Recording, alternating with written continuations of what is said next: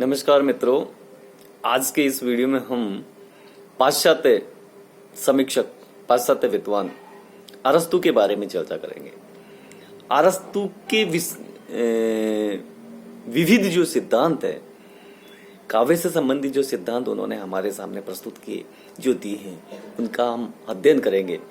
उन अध्ययनों में से विशेष तौर पर हम विरेचन सिद्धांत की समीक्षा करेंगे, उसके बारे में जानकारी प्राप्त करेंगे। विरेचन है क्या, ये जाने उससे पहले हम देखते हैं कि अरस्तु और प्लेटो दोनों के मतों में कितना साम्य है और कितना वैषम्य है, कितनी विविधता है, कितना अंतर है। मित्रों, अरस्तु प्लेटो के शिष्य हैं, लेकिन प्लेटो की अनेक बातों से वो सहमत नहीं है।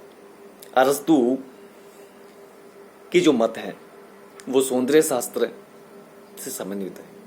अरस्तु ने जो मत दिए हैं वो सौंदर्य शास्त्र को आधार बना करके दिए गए मत हैं।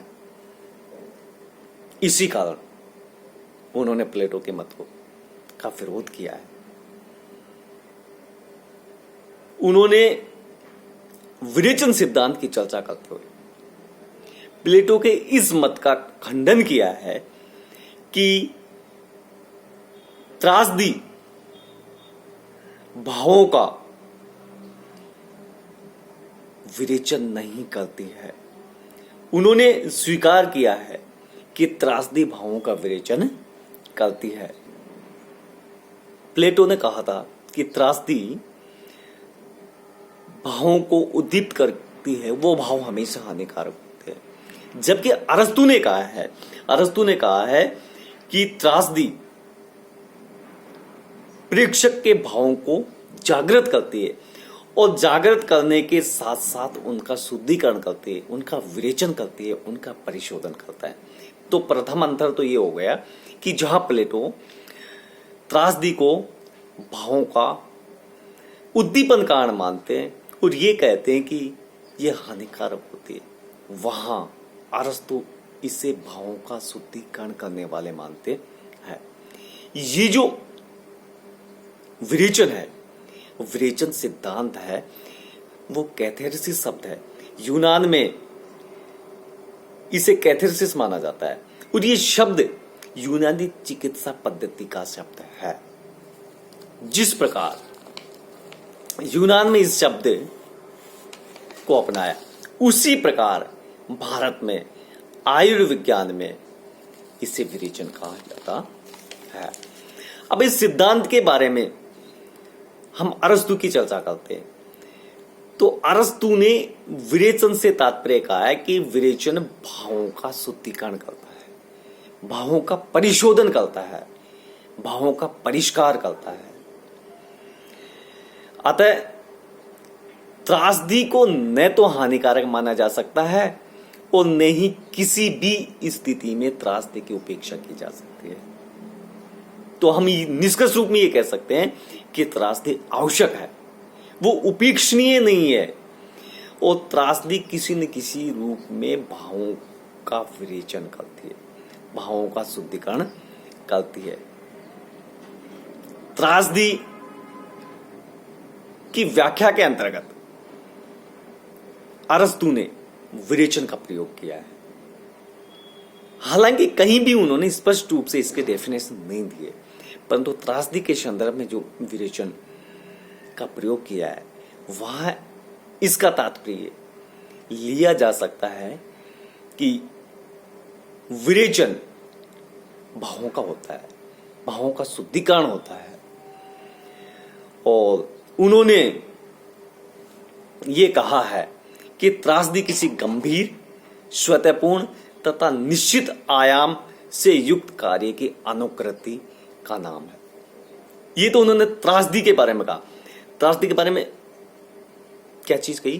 त्रासदी गंभीर होती है, त्रासदी स्वतःपूर्ण होती है तथा निश्चित आयाम से युक्त कार्य की अनुकृति होती है।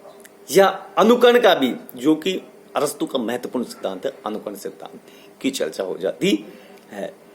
अब इसका जो माध्यम है, नाटक के विभिन्न रूपों से प्रयुक्त सभी प्रकार के आभरणों से अलंकृत भाषा होती है। इसके साथ साथ त्रासदी करुणा तथा त्रास के उद्वेग द्वारा मनोविकारों का उचित विरेचन करती है, उचित परिशोधन करती है, उचित परिष्कार करती है। अब अरस्तु के इस कथन से स्पष्ट हो जाता है कि प्लेटो के आक्षेप, जो प्लेटो ने आक्षेप दिया था त्रासदी के विषय में कि यह हानिकारक होती है, उसका उत्तर मिल जाता है। उसने उत्तर देने के साथ साथ अरस्तु ने यह भी स्पष्ट कर दिया कि त्रासदी के मूल भाव त्रासद और कारणा होते हैं, और इन भावों के उद्भूत होने के बाद विरेचन के द्वारा इनका परिष्कार हो जाता है। यही त्रासदी का मूल उद्देश्य होता है। अर्थात साधारणतः हम इसको इस प्रकार भी कह सकते हैं कि त्रासदी के जो प्रमुख भाव होते हैं, मुख्य भाव होते हैं, वो त्रास और करुणा होती है, और त्रासदी के द्वारा ये भाव उत्पन्न होते हैं और अंततः इनका परिशोधन हो जाता है। यही विरेचन होता है। अब हम दूसरे रूप में अगर विरेचन की चर्चा करते हैं तो हम कह सकते हैं कि जो ये विरेचन शब्द है ये कैथारसिस शब्द से लिया गया है।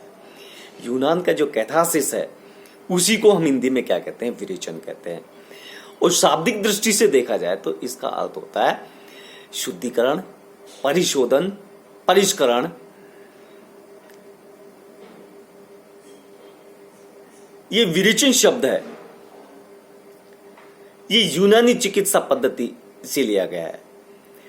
उसी प्रकार जिस प्रकार यूनानी चिकित्सा पद्धति में कैथारसिस है, उसी प्रकार भारतीय आयुर्वेद शाखा में विरेचन का प्रयोग किया जाता है। जो रेचक औषधियां है वो शरीर के अपशिष्ट, हानिकारक, मल, अस्वास्थ्यकारक पदार्थों को बाहर निकालने का कार्य करती है। ठीक उसी प्रकार भावों के परिष्कार का कार्य करते हैं। ये विरेचन कहलाता है। डिटॉक्सिफाई जिसको कहते हैं, शरीर के अपशिष्ट पदार्थों, शरीर के व्यर्थ के पदार्थों को जिस प्रकार रेचक पदार्थ बाहर निकालते हैं, उसी प्रकार त्रासदी के माध्यम से त्रास और कारणा जैसे भावों का विरेचन होता है। काव्य शास्त्र में इस शब्द का प्रयोग सांकेतिक और लाक्षणिक अर्थ में किया जाता है। ट्रेजेडी का प्रयोग अरस्तु ने कैथारसिस को माना है। उन्होंने त्रासदी की परिभाषा में स्पष्ट किया है कि दया और भय के भावों को जगाकर उनका विरेचन किया जाता है, और इन भावों को जगाना और विरेचन करना ही त्रासदी का प्रमुख उद्देश्य होता है। अरस्तु के अलावा प्लेटो ने इतना कहा था कि हमारे शुद्ध आवेगों को उत्तेजित करके उनका पोषण और संवेदन करती है। कौन करती है? त्रासदी। लेकिन उन्होंने ये भी कह दिया था कि ये हानिकारक होते हैं। परंतु अरस्तु कुछ आगे बढ़कर के अरस्तु ने ये कहा कि ये भावों का आवेगों का उद्बोधन करते हैं, साथ ही साथ ये इनका विरेचन भी करती है। किसी भी स्थिति में त्रासदी हानिकारक नहीं होती है। तो हम ये कह सकते हैं कि जो अरस्तु की विरेचन से संबंधित अवधारणा है, मत है, वो 3 तरह के अर्थों को लेकर चलता है। एक चलता है धर्मपरक अर्थ, दूसरा चलता है नीतिपरक अर्थ, और तीसरा चलता है कलापरक। अगर धर्मपरक अर्थ के बारे में हम चर्चा करें तो उनके मत से यह तात्पर्य लिया जा सकता है कि बाह्य उत्तेजना और उनके समन द्वारा जो आत्मिक शुद्धि मिलती है वही विरेचन का उद्देश्य होता है। देखिए, 2 चीज सामने आई है हमारे। एक तो बाह्य उत्तेजना और उनके समन के द्वारा जो आत्मिक शुद्धि में आत्मिक शांति मिलती है, वो विरेचन का प्रमुख उद्देश्य होता है।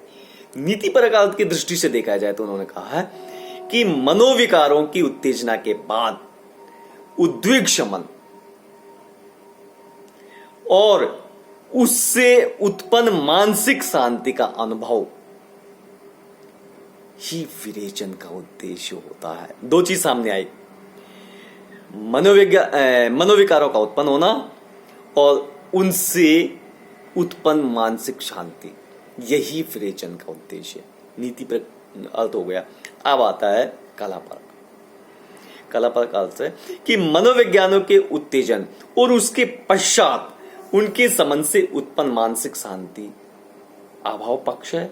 इसके उपरांत कलात्मक जो शांति मिलती है, कलात्मक जो परितोष है, वो उसका भाव पक्ष है। यही विरेचन का उद्देश्य होता है। तो तीन तरह के अर्थ निकाले। पहले निकाले धर्म परक अर्थ, दूसरा निकाला नीति परक और तीसरा कला परक। अब हम इसकी और आगे विस्तृत व्याख्या करेंगे, वो अगले वीडियो में देखेंगे। धन्यवाद।